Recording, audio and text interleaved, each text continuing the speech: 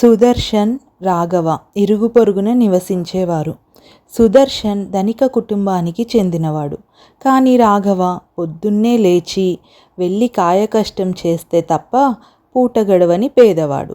సుదర్శన్కు అన్ని సంపదలు ఉన్నప్పటికీ అవసరాలకు మించి అస్సలు ఖర్చు పెట్టేవాడు కాదు. వాళ్ళ ఇద్దరి మధ్య మంచి స్నేహం ఏర్పడింది. రాఘవకు అలాగే తన భార్య చారులతకి బంధుమిత్రులంటే మహాప్రీతి.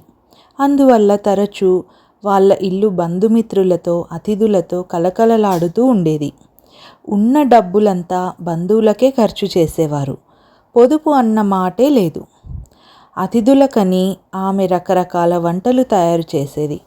ఆమె చేసిన వంటలను అందరూ ఇష్టపడి తినేవారు. రాఘవ ఇంట్లో బంధుమిత్రుల సందడి, వాళ్ళు భోజనం చేసేటప్పుడు చెప్పుకునే కబుర్లు విని పొరుగున ఉన్న సుదర్శన్, అతడి భార్య ఈశ్వరి ఆశ్చర్యపడేవారు. రాఘవ సంపాదించే తక్కువ డబ్బులతో వాళ్ళెలా అతిథులకు భోజనాలు పెట్టగలుగుతున్నారా అని విస్తుపోయేవారు. ఈశ్వరి, చారులత కూడా మంచి స్నేహితులు. చారులత ఆమె భర్తకు వచ్చే తక్కువ ఆదాయంతో అంతమంది బంధువులను ఎలా పోషిస్తున్నారో తెలుసుకోవాలనే ఉత్సాహం ఈశ్వరిలో కలిగింది.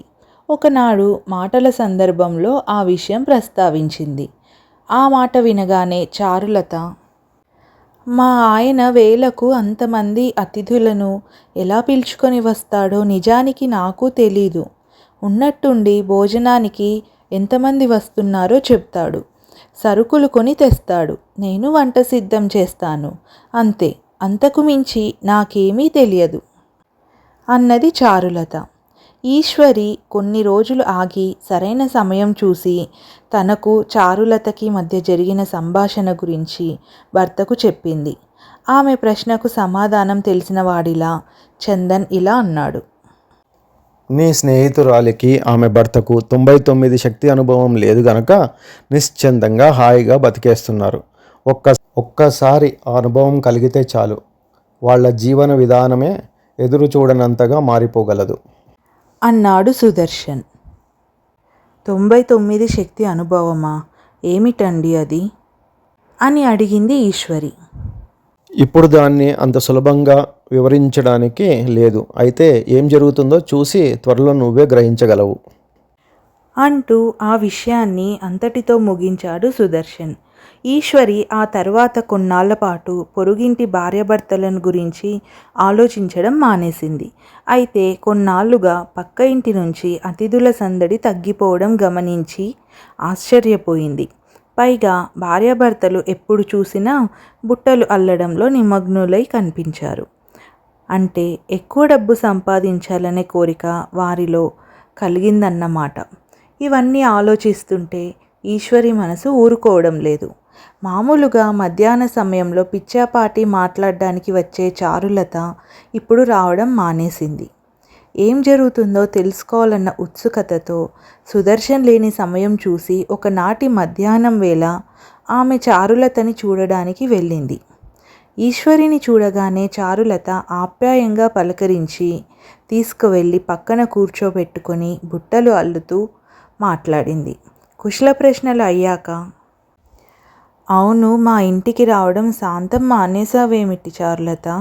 నువ్వు మీ ఆయన ఎప్పుడు చూసినా బుట్టలు అల్లుతూ ఉన్నారు కదా, మీ ఆయనకు బయట పనులు దొరకడం లేదా ఏం అని అడిగింది ఈశ్వరి. చారులత, అదేం లేదక్కా, నేను మా ఆయన మా జీవన విధానాన్ని మార్చుకోవాలని అనుకుంటున్నాము అంతే అని అన్నది చారులత. ఈశ్వరి ఆమె మాటలు నమ్మలేకపోయింది. ఆమె తన నుంచి ఏదో దాచడానికి ప్రయత్నిస్తున్నట్టు అనుమానించింది. నేనిలా అడుగుతున్నందుకు అపార్థం చేసుకోకు. డబ్బులకు ఇబ్బందిగా ఉంటే చెప్పు, ఇస్తాను. మీ కష్టాలు తీరడానికి నేను సాయపడతాను. ఆ సంగతి మా ఆయనకు తెలియనివ్వను. నువ్వు మీ ఆయనకు చెప్పనవసరం లేదు అన్నది ఆప్యాయంగా. తన స్నేహితురాలి నుంచి అంతటి కనికరాన్ని ఎదురు చూడని చారులత, అలాంటిదేం లేదక్కా, మా ఆయనకు కావలసినంత పని దొరికింది. పైగా తన సంపాదనను మరింత పెంచుకోవాలని అనుకుంటున్నాడు అని అన్నది. ఎందుకని? ఆ అవసరం ఎందుకు వచ్చింది అని అడిగింది ఈశ్వరి. చారులత ఆ మాట విని కొంతసేపు మౌనంగా ఆలోచించి, సరే ఆ సంగతి నీకు చెప్తాను. అయితే దాన్ని నువ్వు మీ ఆయనకు కూడా చెప్పకూడదు, సరేనా అని అంది. చెప్పనులే అని అంది ఈశ్వరి. కొన్నాళ్ల క్రితం మా ఆయన పనికి వెళ్ళి తిరిగి వస్తూ మా ఇంటి గుమ్మం ముందు ఒక చిన్న సంచిని చూశాడు. దాన్ని తీసుకొని లోపలికి వచ్చి కిటికీ దగ్గర పెడుతుండగా గలగలమని నాణాల శబ్దం వినిపించింది. మా ఆయన సంచి మూత విప్పి నాణాలను నేలపై కుమ్మరించాడు. అవి నిగనిగలాడే వెండి నాణాలు. లెక్క పెడితే 99 నాణాలున్నాయి. మళ్ళీ లెక్క పెట్టాడు. నేను లెక్క పెట్టిన 99 ఉన్నాయి. 100కు ఒక్క నాణం ఎందుకు తగ్గుతుంది అని నన్ను అడిగాడు. ఎందుకు తగ్గింది, ఎందుకు ఒక నాణెం తక్కువ అని కొంతసేపు ఆలోచించి మా ఆయన హఠాత్తుగా ఏం చేయాలో నాకు తెలుసు అంటూ ఆ రోజు తను సంపాదించిన దానిలో నుంచి ఒక నాణెం తీసి ఆ సంచిలో వేసి మూతి బిగించి పక్కన పెట్టాడు అని అన్నది చారులత. ఆ తరువాత ఏమైంది అని అడిగింది ఈశ్వరి. ఆ తరువాత మా ఆయన రోజూ ఒక నాణాన్ని సంచిలో వేయడానికి నిశ్చయించుకున్నాడు. ఆ క్షణమే పొదుపు చేయడం ప్రారంభించాం. కొన్ని రోజులు పనికి వెళ్లకుండా ఇంటి దగ్గరే ఉండి బుట్టలు అల్లడం మొదలుపెట్టాడు. ఆ విధంగా మరింత ఆదాయం వచ్చింది. దాన్ని సంచిలోని నాణాలతో చేర్చాము అని అంది చారులత. బాగుంది, కానీ మీ బంధుమిత్రులు హడావిడి ఇప్పుడు కొన్నాళ్ళుగా కనిపించడం లేదే, వాళ్ళకేమైంది అని అడిగింది ఈశ్వరి. అదా, వాళ్ళిప్పుడు మా ఇంటికి రావడం లేదు. అందుకు కారణం కొందరు ఊరు వదిలి వెళ్ళిపోయారు. మళ్ళీ కొందరు మేము ఎప్పుడు పనుల మీద ఉండడం చూసి ఇటువైపు రావడం తగ్గించారు అని అన్నది చారులత. 99 తమ పొరుగు కుటుంబంలో ఎలాంటి మార్పు తీసుకొచ్చిందో ఈశ్వరికి ఇప్పుడు బాగా అర్థమైంది. అయినా ఆమె తన స్నేహితురాలికి ఇచ్చిన మాటను నిలుపుకొని ఆ సంగతిని తన భర్తకు చెప్పలేదు. అయినా అదృష్టవశాత్తు ఆమె భర్తకు పొరుగింటి వారిని గురించి ఆలోచించేంతటి తీరిక సమయం లేదు. తెలివైన వాడు గనుక తమ పొరుగువారి జీవన విధానంలో మార్పు రావడానికి తానే బాధ్యుడన్న రహస్యాన్ని బయట పెట్టకూడదని నిర్ణయించాడు.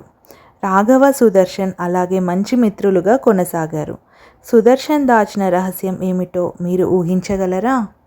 ఇది ఇవాల్టి కథ. ఈ కథ మీకు నచ్చినట్టయితే తప్పకుండా లైక్ చేయండి, షేర్ చేయండి, అలాగే మన ఛానల్ని సబ్స్క్రైబ్ చేసుకోండి.